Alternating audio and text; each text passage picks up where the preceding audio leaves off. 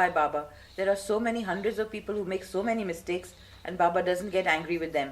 He's got angry with you without even making a mistake. So you're truly fortunate to have had a slap from the avatar. પછી અમે બાબા રેલ્વેનો ડબ્બો કરતો હતા ઓર ભૈરવને म्हणजे बायांचा डब्बा होता आणि आता आमच्या डब्बा तिथं म्हणजे रेल्वे थांबली आणि एक बाई आपली 2 मुलं घेऊन चालली. तिला वाटलं बायांचा डब्बा आहे म्हणून तिथं आहे. बाबा जाऊ द्या बसून दिले आणि 2 ठेसणं गेले. तिथून ती बाई उतरायची तर जवळजवळ 20-25 लोक लाईन लागली बाबांच्या दर्शनाला. खुर्ची बाहेर काढून ठेवली, बाबा दर्शन देत होते. ती बाई म्हणते मी या रेल्वेच्या डब्यात बसले, मी स्वतः दर्शन घेऊ शकले नाही. ती तिथं उतरली, तिचं गाव होतं. तर जे बाबा म्हणे ज्याच्या तकदीरात असलं त्यालाच दर्शन मिळत, तसं मिळत नाही. समोरून जाते पण दर्शन नाही का की ते त्याचा जो पडदाच हेच होतं, नशीबच लागतं दर्शनाला. हो. So when Baba took them on their travels, the ladies would have a special compartment reserved for them. And one day when they were traveling, a woman with 2 small children climbed into their compartment. Baba said, okay, she's got 2 children, let her sit. So they let her sit, and then a few stations on, she was getting down, and there were 25 or so Baba lovers waiting over there to take Baba's darshan. So Baba got out of the carriage, sat down on the chair that they had prepared for him, and gave everybody darshan. Now this lady suddenly realized that she had been traveling in a carriage with Baba. She could have taken his darshan, but because she was ignorant of who he was, she had missed her chance. So she felt very bad. And when that was reported to Baba, Baba said, you need great good fortune to take my darshan. You can pass in front of me, but if I put the veil in front of you, you will not recognize who I am, and therefore you will not be able to get my darshan. It wasn't her time to have his darshan, therefore she was the one who missed out. But like Baba said, when it's time, then you will get my darshan. तर बाबाने काय केलं? मग काय आता ते थोडं हे माहीत सांगते. मला बाबांच्याकडचं जेवण पटत नव्हतं. मी कामवालीला सांगितलं आई पण चांगली खोबऱ्याची चटणी घेऊन ये. आणि मग ती दुपारी 2 वाजता कामाला आली तर मी इथंच बसले होते लसूण चटणीचा डबा द्यायचा. बाबा आले, काय आणली? म्हणलं बाबाने चटणी मागव. बाकीच्या पुन्हा समजत नवीन होती, काही कोणा नव्हतं. नात्याला बोलावलं, मनीला बोलावलं, ताराने चटणी मागव. ते डब्बा नाजेच्या ताब्यात द्यायचा आणि रोज तिला एवढी चटणी द्यायची, जास्त नाही. आणि आजपासून एकही काम माझ्या संग बोलायचं नाही. नाही तर नाही त्याच्यावर काय नाही बोलणार म्हटलं बाबा, अजिबात बोलायचं नाही. मग काही दिवसांनी काय झालं, बाया इथं झाडाखाली 10 वाजता भाकरी खायला बसल्या आणि तेव्हा काय पाटलाला चोरट्याने मारलं. सगळे आरंगावातले लोक भेटायला येऊन राहिले, मंडळीमध्ये यायचं पाटील आणि सगळे गावातले लोक भेटायला. तर मी ते ऐकलं, खरंच आपल्या बापाला लईच मारलं असं नाही का चोरट्याने, म्हणून इथं बसून आपले ते विचार केला. उठून आले आणि हाणलं, बाबा मी काही बी नाही केलं. मला का काय विचार करीत होते काय. तेव्हा बाबा पाटी वापरीत होते, उरपाटी पाटी केली आणि मराठीत याचं पाटलाचा विचार करीत होते. आणि मग बाकीचं कुठं काय समजत. मग मनीला बोलावलं तर म्हणलं, बाबा मला की नाही दादाला भेटायला नेताल का काय, आणि तू जाऊन काय करणार आहे? पाटीला तर बरे व्हायला लागले काय. मग मी आले ना, तू काय मी आले. मी म्हणते मेहरा मी मनातच विचार करीत होते दादांचा आणि बाबाला कसं काय कळालं. बा खरंच साक्षात परमेश्वर बा, आता मी कधीच विचार करणार नाही. म्हणजे तेव्हा इतके आडानेच होते, आता कधी मी विचार करणार नाही का तू बाबाला सगळं बाबासमोर विचारच करायचा.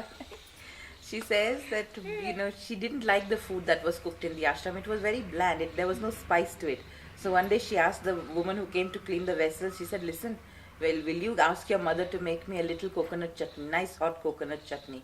So she said yes, and the next day she came with a little dabba full of this hot coconut chutney.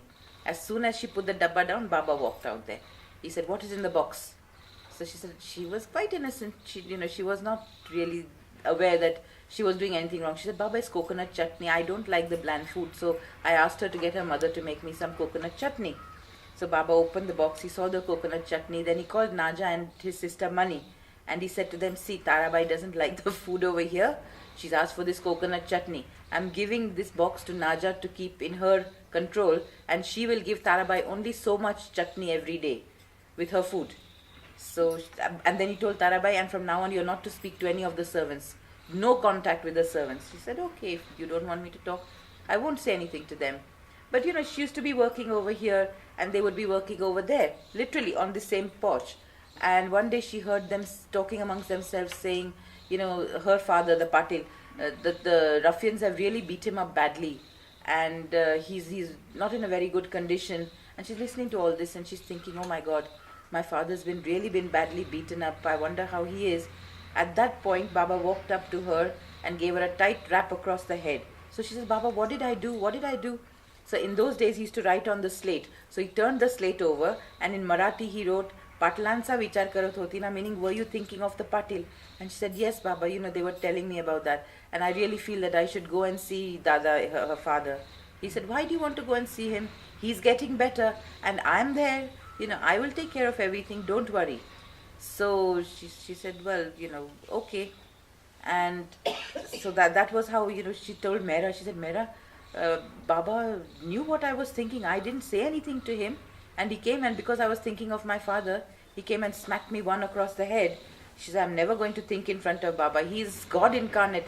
He knows everything, so I'm not going to even try to think in front of him, otherwise I'll get into trouble again. But नंतर काय झालं? त्याच्यानंतर आता मी स्वयंपाक करायची रे, इथं स्वयंपाक करायची आता हे फोनचं आहे ना त्याकडे. स्वयंपाक केला की बाबाला नेऊन द्यायचं पहिल्यांदा आणि मग घंटी वाजवायची. मग सगळेजण इथं जेवायचे. बाबाने बोलावून पाठवलं. बाबा म्हणतात, तू चाकून पाहिलं का? म्हणजे बाबा आमच्यात चाकत नसतं. चाकून पाहिलं म्हणजे गोष्ट काय, मग काय पातेलच खायचं असतं का? मग म्हणजे भाजी किती कडू झाली, ती भोपळ्याची भाजी कडू झाली. म्हणलं आता सगळे मेले तर चालतील का? म्हणलं नाही बाबा, मीच मेले तर चाललंय. आता काय करायचं, तेवढी भाजी फेकून दिली आणि दही होतं लावलेलं. मग दहीची कढी केली, बाबांना निघून दिली आणि आजपासून सगळं चाकून बघायचं. हाच बाबा, आता सगळं चाकून बघायचं. बाबांचा वाढदिवस आला तर इथे पाळणा टाकायचो आम्ही. बाबा छोटा असा पाळणा केला होता, त्याच्या बाबांचा फोटो ठेवायचा. बाबा इथं बसायचे, पाळणा गाणं गायचं, हे करायचं. आणि खूप मिठी आलती. नाजेने आम्ही मोठ्या परातीमध्ये असं सगळे हिस्से करायचे. 36 जणी होतं ना, 36 हिस्से करायचे. आणि मग इथं आणून ठेवलं. बाबा म्हणजे तू चाकून पहिलं का? हा बाबा, सगळं चाकून पहिलं. मी काही तुला मिठाई थोडी चाकायला सांगितली होती. म्हणजे बाबा ते म्हणजे सगळं चाकून बघताय. पण आपलं काहीतरी कमी करायला लावायचे, काही बी करायला लावायचे. काय मला तर इतकं एकदा तर ड्रामा करायला लावलं होतं बाबांच्या वाढदिवसाला. म्हणे तू लॉर्न हळदीचं कर म्हणे. लॉर्न हळदी? म्हणजे बाबा काही बी सांगतात तुम्ही, पिकच काय कर म्हणे. म्हणते मी शिकवते ना तुला. म्हणलं नाही नाही, तुम्ही गवळणीचं नाटक करता ना, त्याच्यात मी घेईन भाग. पण नको, लॉरेल आणि हळदी नाही करणार. ओके, तिथे ते पॅन्ट बिंट घालून ते तेवढं केलं. मग तुम्ही केलं होतं पॅन्ट बिंट घालून? केलं होतं. वर माडीवर सगळं नाटक व्हायचं ग्राव. आणि मग गवळणीचं केलं. 7 जणी गवळणी झाल्या. सगळ्या मातीच्या कळशा आणल्या होत्या. So she says that when she she used to do the cooking after Katie taught her, then she used to do all the cooking. She used to cook Baba's food and everybody else's food, take the food first to Baba and then ring the bell so that the ladies could come and eat. They used to all eat on this same porch.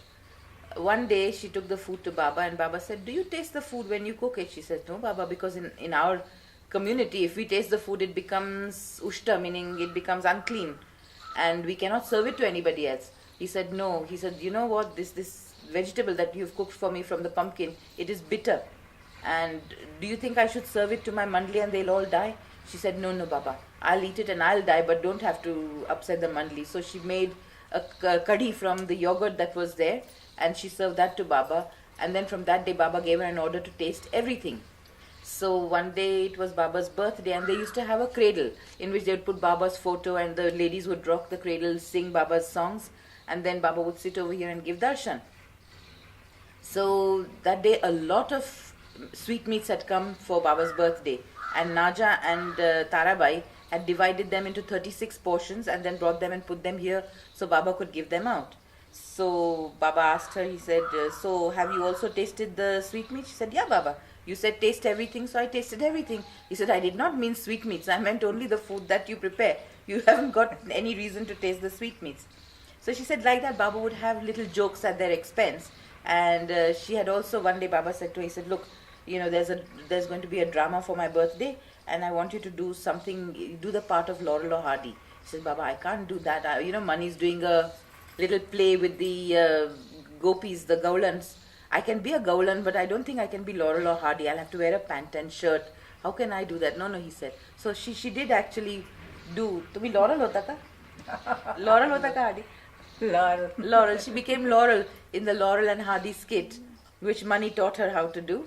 And she wore a pant and shirt and hat and everything. And then after that, she danced as one of the gopis in the skit after. And she said like that Baba would encourage them to, do things that they wouldn't normally do in their day-to-day lives. He would push them into doing things differently for his sake.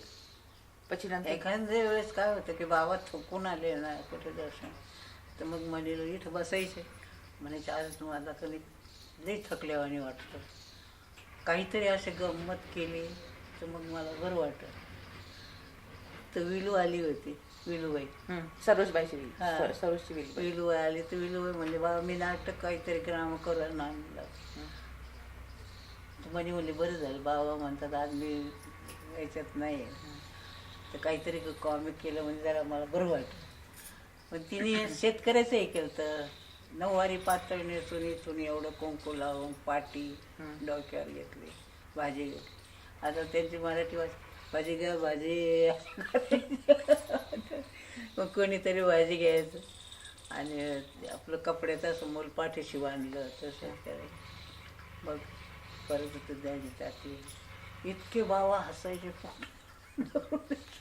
तिची comic आहे शरीराने जाड होते आणि ते मराठी बोलता येत नव्हतं मराठी नव्हते म्हणता येते परत आहे आणि मग ते जाते मळ्यामध्ये जाते आणि मग तिचा नवरा काठी घेऊन धावतो तिला मारायला इतका उशीर काहून केला म्हणून आणि मग ती काय म्हणते ती रडत होतं ना मला रडत होतं नाही असं होतं असं ते काय मग ते दोघं जण भाकर काढतात दोघं जण खातात आणि मग खूप हसत बाबा म्हणतात सगळ्यात ग्रामात तर चांगला तर तिचा नवरा कोण झाला होता ते त्यांच्यापैकीच कोणीतरी.